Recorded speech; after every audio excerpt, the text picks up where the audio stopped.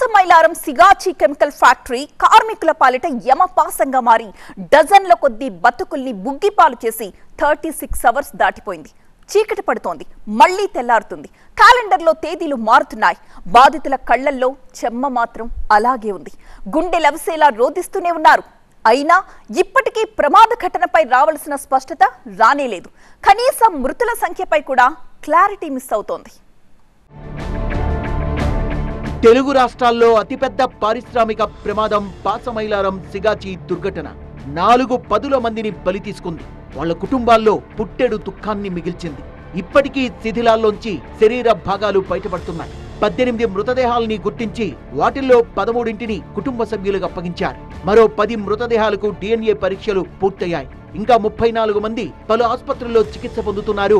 పటాన్చెరు ప్రభుత్వ ఆసుపత్రి దగ్గర మృతదేహాల కోసం బంధువుల ఎదురుచూపులు తప్పడం లేదు. పరిశ్రమలో పనిచేస్తోన్న మరో 9 మంది ఆచూకీ లభించలేదు.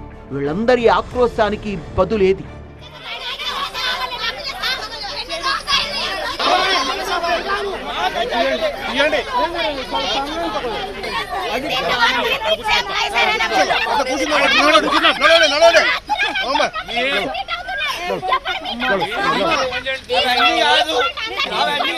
పాసమైలారం ఘటనపై సిగాచి కంపెనీ స్పందించింది. సిగాచి కంపెనీ సెక్రటరీ వివేక్ కుమార్ పేరు మీద ఒక ప్రకటన వచ్చింది. మొత్తం 40 మంది మృతి చెందారని, మరో 33 మంది ఆసుపత్రిలో ఉన్నారని, మృతుల కుటుంబాలకు ₹1 కోటి చొప్పున పరిహారం ఇస్తామని ప్రకటించింది సిగాచి కంపెనీ.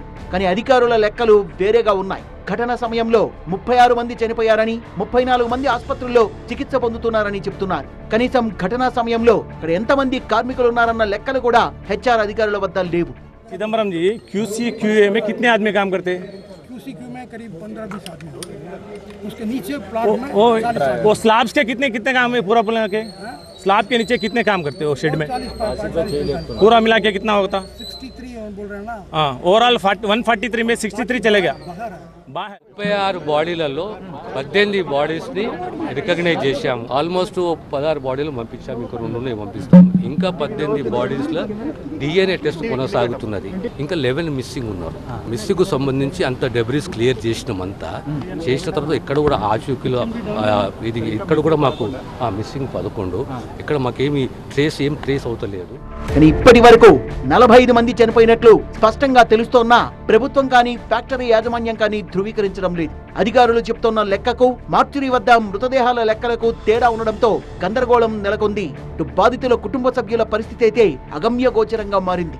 మీడియాతో మంత్రి మాట్లాడారు. మంత్రి మాట్లాడుతూ ఇప్పటికీ 36 మంది చనిపోయారు అంటూ చెప్పడం జరిగింది. కానీ తర్వాత ఒక హాఫ్ అన్ అవర్ తర్వాతనే మళ్ళీ కంపెనీ ఒక ప్రెస్ నోట్ రిలీజ్ చేసింది. అందులోనేమో 40 మంది మృతి చెందారు, వారికి మేము నష్టపరిహారం ఇస్తామంటూ కూడా కంపెనీ ఒక ప్రెస్ నోట్ రిలీజ్ చేసింది. సో ఈ నేపథ్యంలో ఒక కన్ఫ్యూజన్ అయితే ఉంది. ఎందుకంటే ఇప్పుడు గవర్నమెంట్ చెప్పింది నిజమా లేదంటే కంపెనీ రిలీజ్ చేసింది నిజమా అనే దాంట్లో మాత్రం కొంచెం కన్ఫ్యూజన్ అయితే ఉంది. సో ఓవరాల్గా ఒకవేళ ఒకవేళ ప్రభుత్వం చెప్పిందే కనుక మనం చూసుకుంటే 36 మంది నిన్నటి వరకు చనిపోయారు. ఈరోజు కూడా రెస్క్యూ ఆపరేషన్ 3వ రోజు కొనసాగుతుంది. అందులో 12 గంటల ప్రాంతంలో 2 డెడ్ బాడీలను గుర్తించడం జరిగింది. సో ఆ లెక్కన 38 మృతదేహాలు అయితే ఇప్పుడు మార్చురీలో ఉన్నాయి.